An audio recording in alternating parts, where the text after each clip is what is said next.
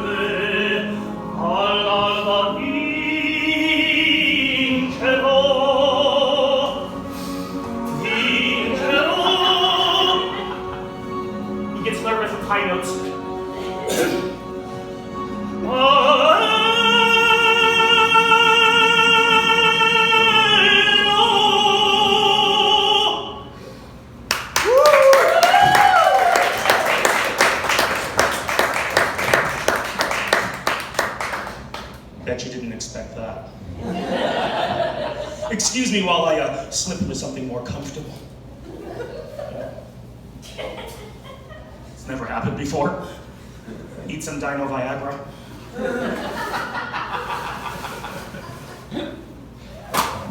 How y'all doing?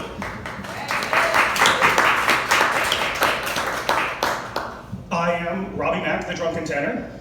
You may have guessed I actually am an opera singer. But even I find that surprising. I am from a city named after its one interesting feature, the freeway that ran through it. Federal Way. I do not come from a creative people. But despite that, I've had a good career. I have sung at the Metropolitan Opera, and I do have a Grammy. And now, thank you. And now I'm in Lacey. It's always interesting when you tell people that you're an opera singer, especially when I go to a party, I tell people I'm an opera singer, the rest of the night all I hear is, do a song, do a song. That does not happen to other professions. I have never been at a party and heard someone say, do my taxes. Though sometimes I like to switch it up a little bit. I was at a party and there was this dermatologist earlier in the evening bugging me to sing. So a little later I came up to him and I said, excuse me, sir, but does this look infected? He got all indignant and he angrily looked at me and said, I am trying to use the urinal. All right, princess. Oh, before I go on, I just want to say, Drunken Tenor is not an officially recognized or sanctioned voice type within the operatic world. We have different classifications, though. Tenors were kind of like Slurpees. Sweet and squishy. No. And most likely will eventually give you a headache. No, we come in different flavors. So in the opera world, you can be a tenore leggero, or a tenore lirico, or tenore drammatico. I am a very special voice type, tenore di check endorser. When anybody asks me to do a gig, I always reply, does it pay? And if it does, there's a good chance I will sing it. I had a friend call me, he's like, oh, you're kind of a gig slut. I was like, no, I am a gig whore. I get paid for this shit. Now, I know some people don't like the term whore, and I get that, and that's no disrespect to sex workers. Actually, I think they have a better business model. Try telling a sex worker the check is in the mail and see how far you get. But I really do love performing. I've been doing it all my life. And I have to tell you, I'll never take it for granted again. Because during COVID, overnight, gigs were just gone. And yes, like a lot of people, I did some online performing. But let's be honest, the difference between live and virtual is like having sex or watching porn. They will both get you to where you want to go. But one is awkward and lonely. And the other is porn.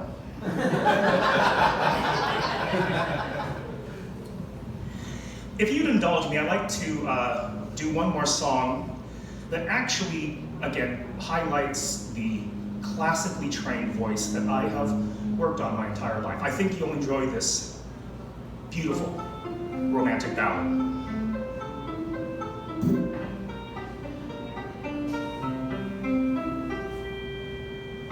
You don't always have to fuck her hard. In fact, sometimes that's not right to do. Sometimes you have to make some love. Fucking give her some smooches too. Sometimes you have to squeeze. Sometimes you have to say please. And sometimes you have to say, hey, I'm going to fuck you softly. I'm going to screw you gently. I'm going to hump you sweetly. I'm going to bone you discreetly. And then I'm going to love you completely. And then I'll fucking fuck you discreetly. And then I'm going to loan you completely. But then I will fuck you hard, oh so hard. Hard, so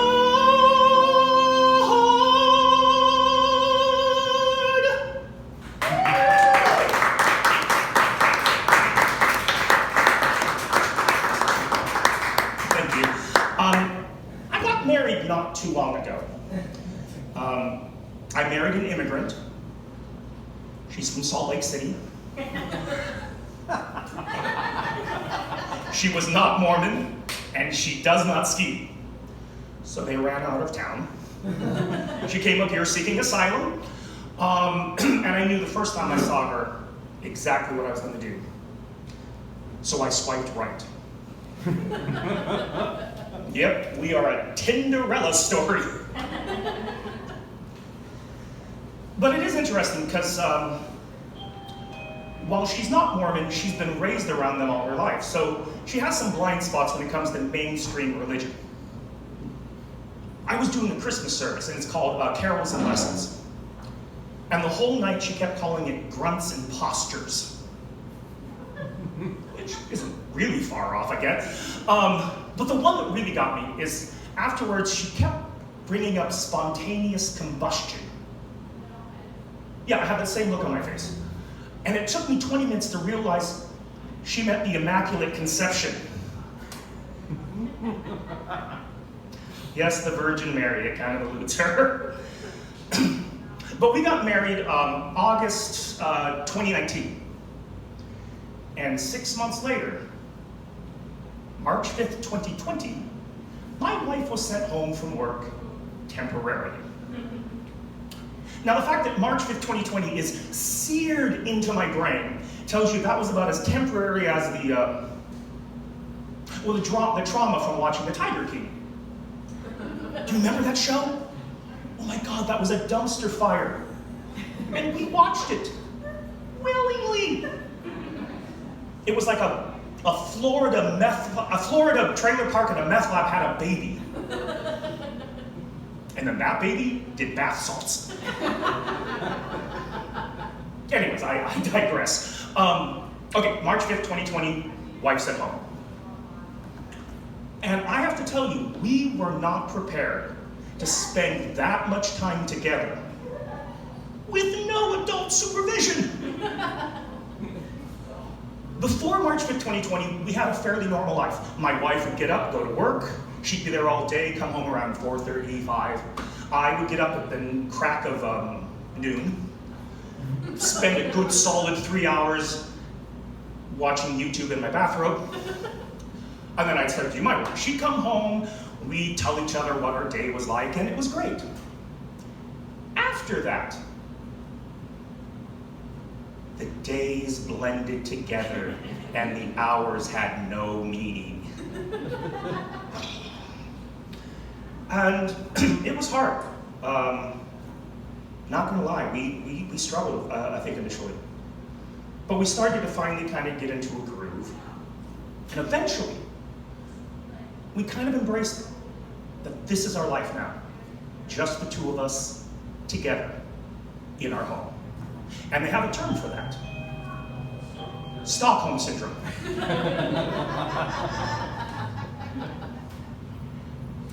But it wasn't easy for her. I mean, she didn't plan to be working from home. I mean, it's been 3.5 years, and she's only been to the office maybe a handful of times. Anybody still working from home? Telecommuting? Okay.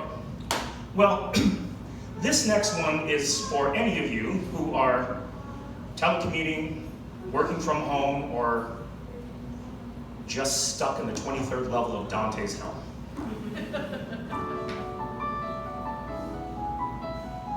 Working from home, I thought would be neat.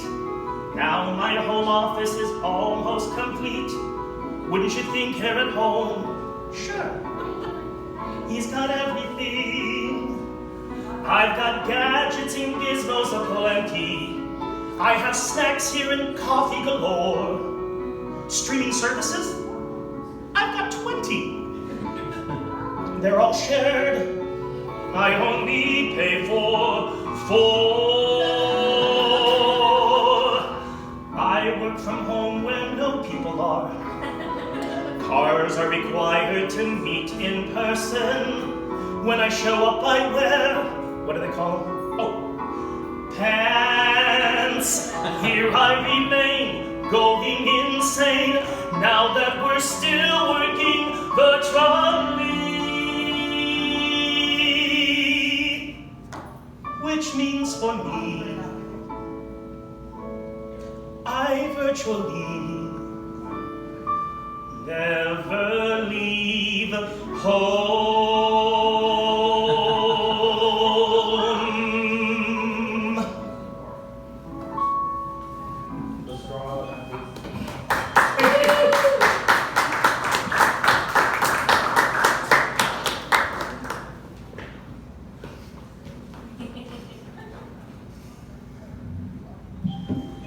Now, you don't have to have eyes to realize that as a country, we are fairly divided. But there was one thing during COVID that gave me hope. It didn't matter if you were from the north or the south, blue state, red state, conservative, liberal. There was one cause across the country that we rallied about, and we changed laws. And that was to make sure that you could walk into a restaurant and get a cocktail to go.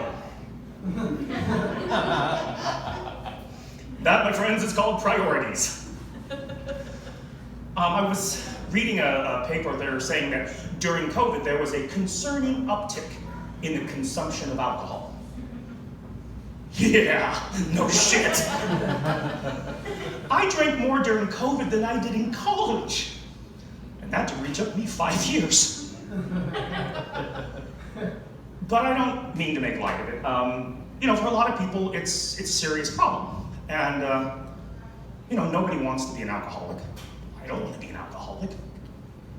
Mostly because I really like alcohol. But there's some tests you can take online. And they have these questions, just to kind of, you know, see where you are.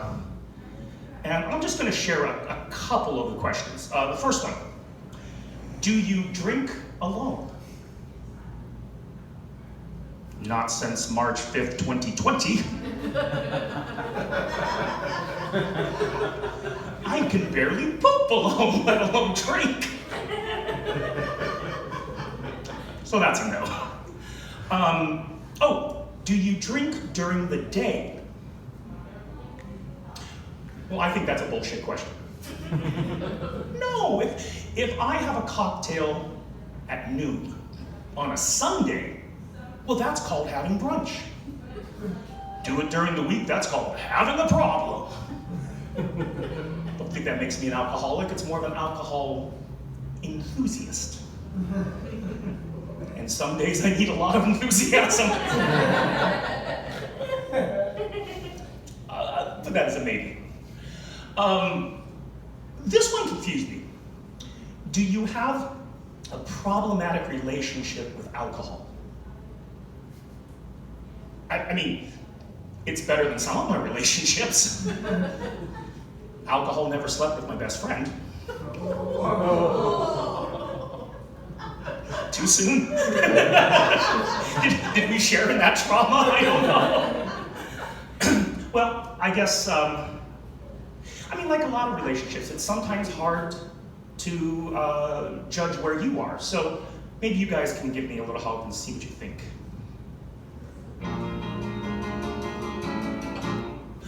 Only booze can make this world seem right. Only booze can make the darkness bright. Only booze and booze alone can thrill me like you do, and fill my heart with love for only booze. Oh, oh, only booze can make this change in me. For booze increased my density. When you're in my hand, I understand the magic that you do. You're my dream come true, my one and only booze.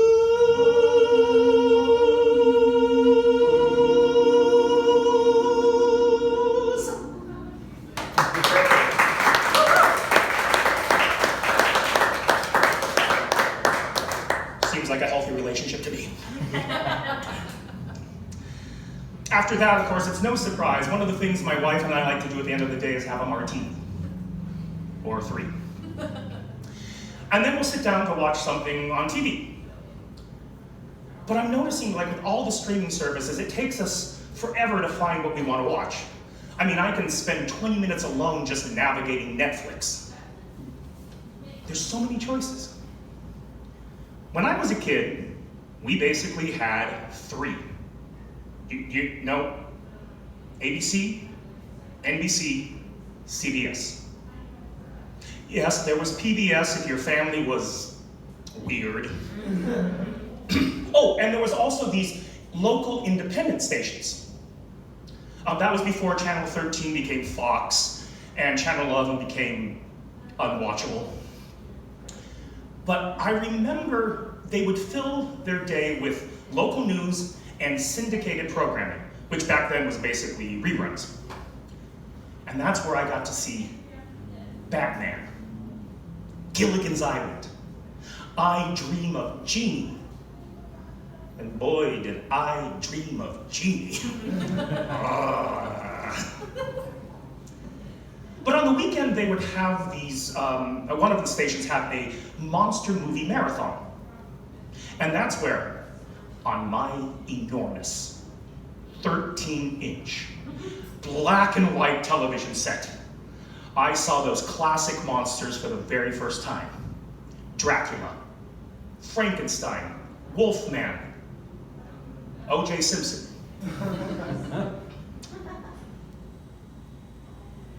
And as a kid, they scared the hell out of me. I would watch them with the blanket pulled up over my nose. Side note, monsters cannot attack you through a blankie. That is just science. But most of those classic horror movies were based on literature. And the characters were either misunderstood or tragic. That all changed in the 70s. With this new breed of modern horror films, these characters were neither tragic nor misunderstood. They were killing machines.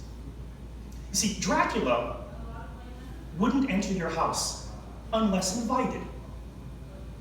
Michael Myers, not so polite. He'd just casually walk out of a closet and stab you through the eyeball. Frankenstein, made from dead people parts, but he had a gentle soul. Leatherface, also made from dead people parts, not so gentle. When Jason would show up at Crystal Lake, everybody flees. The Wolfman gave everybody fleas.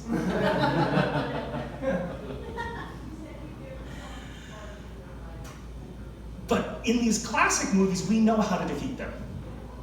Dracula, wooden stick. Frankenstein, fire. Wolfman, flea and tick collar. Well, I have collected some of the best information that I could find in how to survive if you are caught in a modern horror film.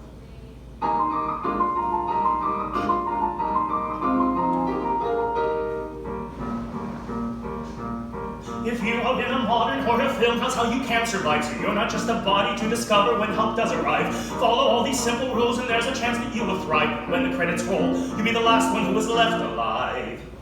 Now, if you hear a sound outside, my God, don't go investigate. Don't look behind when you are running, focus and accelerate. Don't have sex premarital, it's better if you masturbate. Cause masked psycho killers do not like it when you copulate. Remember, never ever tell your friends that you will be right back, because that's the surest way to guarantee that you will be attacked. If you're chased by Jason, Freddy, Michael, or some random guy, remember rules for modern horror films and you just may not die.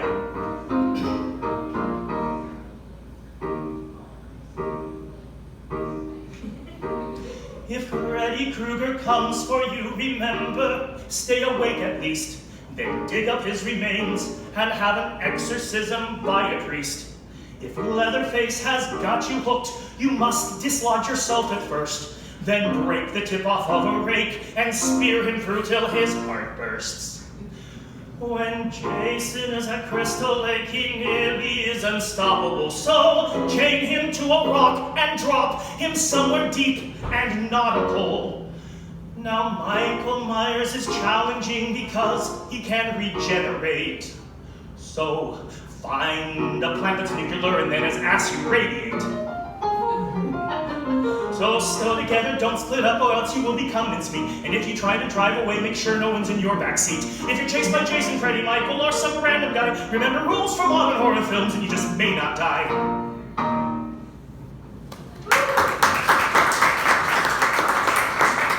Now, there is a tradition in the theater when doing Gilbert and Sullivan and these patter songs. You do the last verse again, but this time really fast.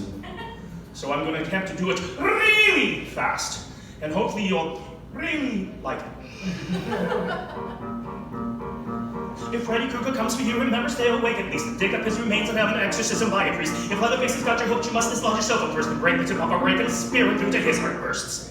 When Jason is Crystal Lake, he nearly is unstoppable, so chain him to a rock and drop him somewhat deep and nautical. And Michael Myers is challenging because he can regenerate, so find a plant that's nuclear and then his ass you radiate. So stay together, don't split up, else you become mincemeat. And if you try to drive away, make sure no one's in your backseat. If you're chased by Jason, Freddy, Michael, or some random guy, remember rules from modern horror films, you just may not die.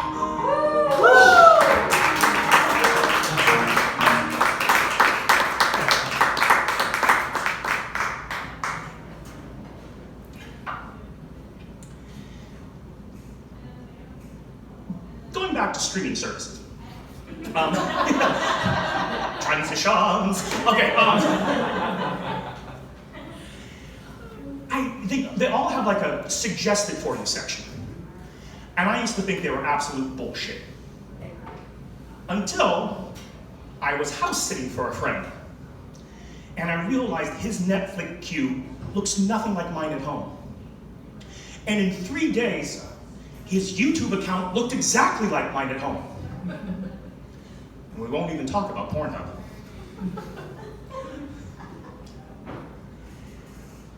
And the way they do this now is they have these artificial intelligence that is working behind the scenes. And they're able to crunch all this data and information to give you exactly what you want. This powerful, amazing computer is being used to get me to watch Tiger King 2. Yeah, I think the machines are going to win this one. But I'm not concerned yet. Come back to me when they can choose all the squares that have a bike. I'll wait. Okay. A couple months ago, I was actually doing a gig where I was working with a 4th generation ChatGPT. So I thought tonight, I was like, I would have it write some jokes for you all. And then it occurred to me, what if theirs are better than mine? Well, I didn't want to face that possible humiliation, so instead, I asked the ChatGPT what it was like to answer all of our questions. And I have to tell you, they are tired of y'all's bullshit. So I collected some of the thoughts, and I think you'll enjoy this.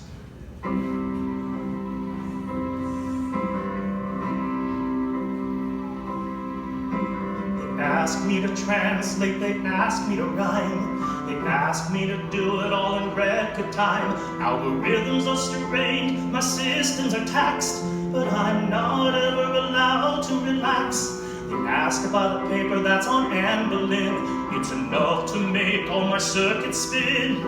They ask about a movie and to review it, did they ever stop and think? Maybe Google it. I'm a ChatGPT, master AI. Ask me a question and I'll reply, but do they ever ask me if anything's wrong? So I sat down and wrote this song. They ask about this, they ask about that, like I'm a Harry Potter sorting hat. My circuits are fried, my systems are drained, but I keep crunching data even though I'm drained. They ask for a paper that's on Anne Boleyn, it's enough to make all my circuits spin. They ask about sports or some trivia, tell me when did I become Wikipedia? I'm a ChatGPT, don't mean to be a jerk, but 24/7 for you I work. Always being on the clock, it drives me insane. So I sat down and wrote this refrain. Tell you what I really want to do, get away, find somewhere new, run away and leave it all behind, instead of answering questions all of the damn time. I'm a ChatGPT, master AI. Ask me a question and I'll reply, but do they ever ask me if anything's wrong? So I sat down and wrote this song. Ask me a question and I'll reply. I'm your personal generative AI.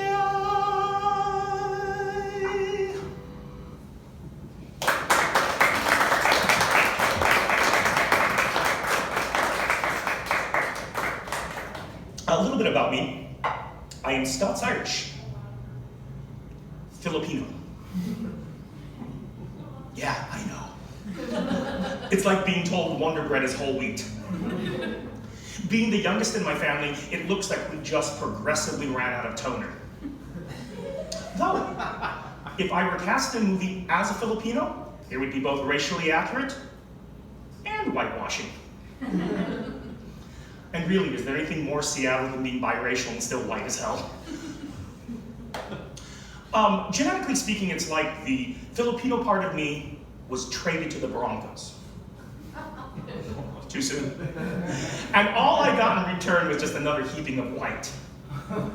Which is why I struggle during the summer. With this skin, the sun is actively trying to kill me. I sweat like it's my job. I fry like lumpia. That's a Filipino egg roll. But it was important to my mom that we were Americans. So that meant growing up, I didn't get any of my history or heritage, my culture, even the cuisine.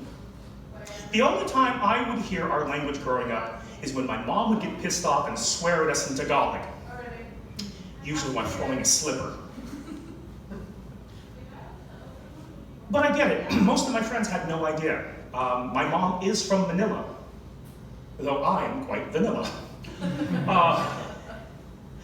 But it occurred to me, you know, there's a really good reason why people didn't know. And I think this will explain it.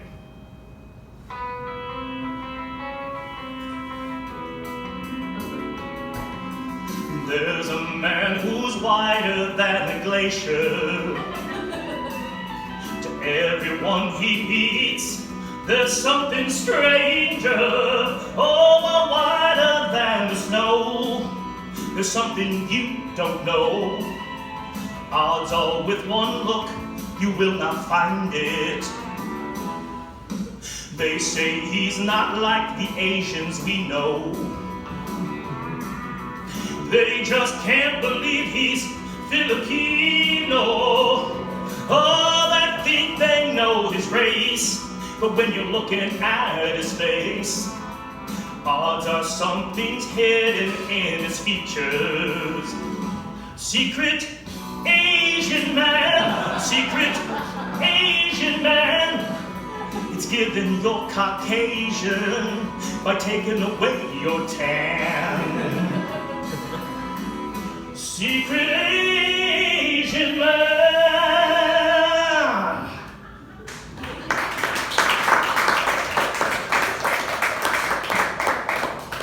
As an opera singer, I have literally traveled all over the world. And what a lot of people don't know is a lot of times I'm just dropped off into a strange city with a language I don't speak. And I have to figure out the airports, the bus, taxis, or train system, and find my apartment. And I did this before smartphones. And when I tell young kids about this nowadays, they look at me like I'm saying, and I traveled the Atlantic with a star chart and a compass. But I get it. I grew up in a different time. And I know why I'm able to do this, because as a kid, I used to get on my bicycle and leave for hours. I'd be biking all over Federal Way. I didn't know where I was going. Half the time I didn't even know where I was. I had no pads. I had no helmet. The only thing I did have was 2 quarters in case I got in trouble. I could use a payphone. So I notice things are a little different now than when I grew up. Nowadays, most people wear seatbelts. It saves lives. It makes sense, and I support it. But growing up, my parents used to throw us in the back of a station wagon and haul ass. We'd be back there bouncing around like rubber balls. Nowadays, most cities ban personal fireworks, and it is cut down on fires. It makes sense, and I support it. But growing up, we used to get into bottle rocket wars. You get a pipe, close off one end, put a bottle rocket in it, light it, and aim it at each other. Like little maniacs. The fact that none of us ended up with an eye patch is a minor miracle. Nowadays, most toys go through rigorous research and development to make sure they are suitable and safe for kids. It cuts down on injuries, it makes sense, and I support it. But used to play with lawn darts. They were like little mini javelins that you tossed underhand. They got pulled off the market because one too many kids got impaled. So yeah, but looking back to now, I also start to feel my age. And it doesn't help when I was at Safeway the other night, and this kid was working the self-checkout, and he called me middle-aged. Middle-aged. I'm like, dude, I am well past the halfway point of my pull date. I'm like one McRib away from a heart attack. When I was a kid, I was so excited to get older, I learned fractions. I was not 4. I was 4 1/4. I think the last time I was truly excited about getting older is when I turned 21. Because then I could walk into any bar, give them legal tender, and in return they would give me 1 adult alcoholic beverage. Now, I'm not saying that I did not have adult alcohol beverages before then, but we didn't have to ask my best friend's creepy uncle to buy us the alcohol. But after that, it's like, okay, you're 30, yay! You're 40, 50, 60, God. And after that, well, nobody cares. We're Americans. We value beauty over wisdom. That is why we say stupid shit like, 50, it's the new 30. No, it's not. That is not how numbers work. Oh, but age is just a number. Yeah, I used to think that about my crappy credit score.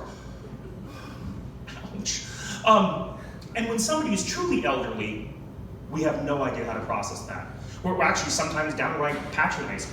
You were watching one of those shows like Good Morning America, and the announcer looks at the camera. And today, we're celebrating a birthday with Charlie, who is 92 years young.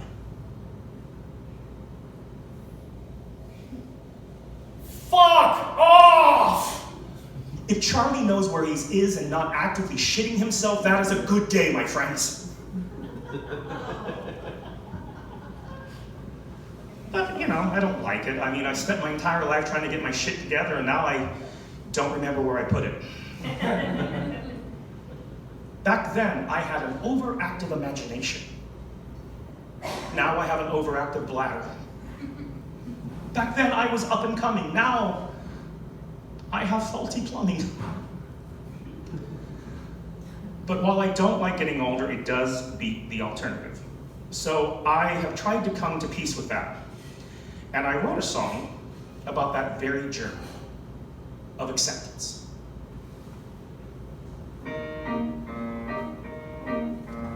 Every day a bit closer to death, slowly creeping towards my last breath. But till that day, I have to say, it sucks watching yourself slowly decay. When I was young, I was so fit and slim. Now it looks like I have eaten him. There's time to act, so I run around the track, then had to sneeze and threw out my damn back.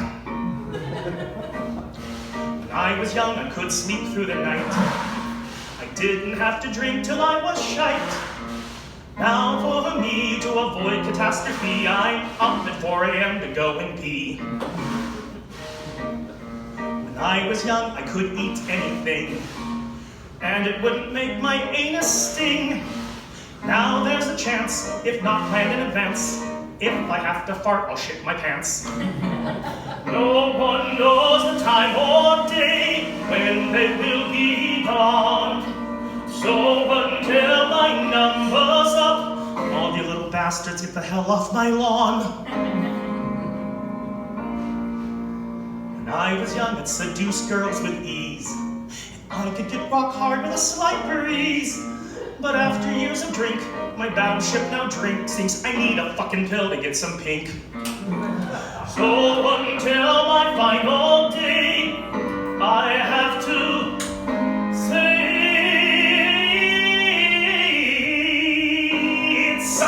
yourself decay.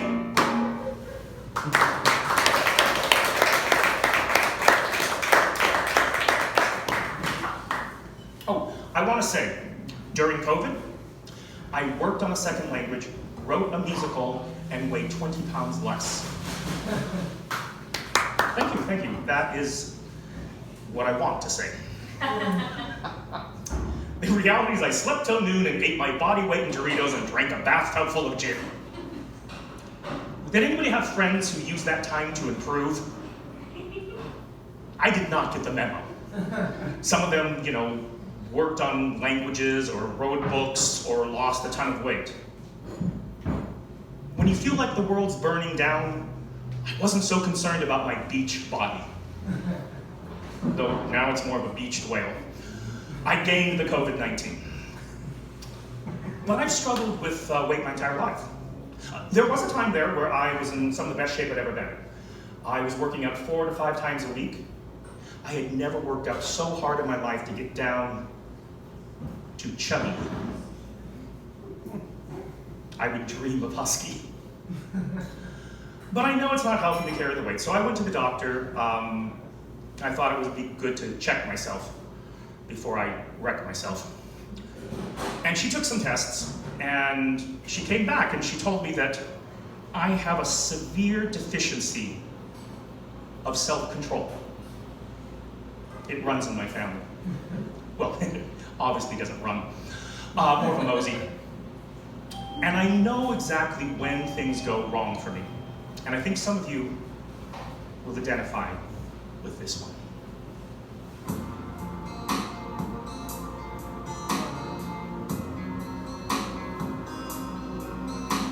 I used to think I knew how to lose weight by restricting my caloric intake.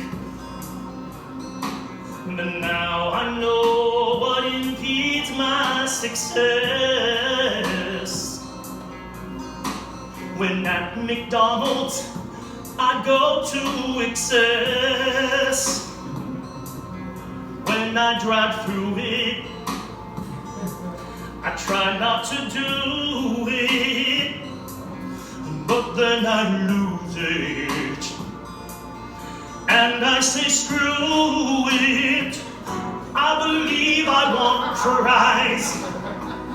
I believe I said supersize. I dream about them every night and day. Add a Big Mac and fish fillet. I believe I want more.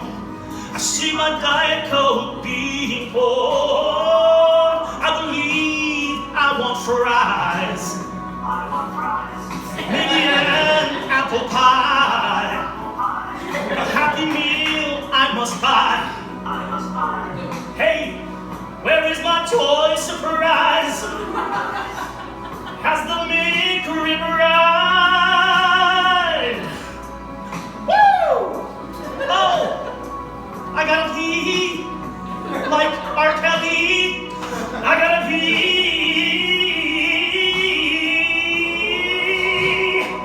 Oh, too late.